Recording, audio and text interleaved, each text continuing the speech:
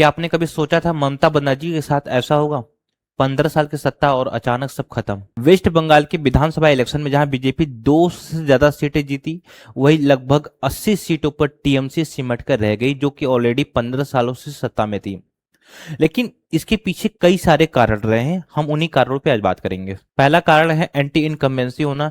15 साल तक सत्ता में रही टीएमसी वहां पर, लेकिन काम से ज्यादा विवाद में रही, जिसमें देखोगे कई सारे करप्शन के चार्जेस चले, जिसमें देखोगे एसएससी का जो स्कैम हुआ, और उसके बाद जो कि जो अनएम्प्लॉयमेंट लेवल था वहां पर काफी डाउन जा चुका था। इसकी वजह से जो मिडिल क्लास फैमिली है, कुछ युवा लोग हैं, वो यहाँ से नाराज होते हैं। दूसरा कारण था ममता बनर्जी की सरकार का फेल होना। सरकारी योजनाएं थी, लेकिन जमीनी हकीकत कुछ और था। ना सही से रोजगार था, ना उद्योग चल रहा था, ऊपर से एक्सटॉर्शन के आरोप लगातार इन पर लग रहे थे। तीसरा कारण था डेमोक्रेसी एंड वायलेंस।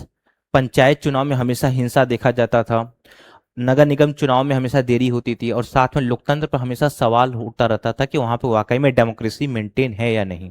और चौथा था वुमेन सेफ्टी। जो आरजी का रेप मर्डर केस हुआ था, उसको लेकर के कहीं ना कहीं विमेन्स में उनको सेफ्टी को लेकर के हमेशा सवाल खड़ा किया है। और ये पांचवा कारण था पोलराइजेशन।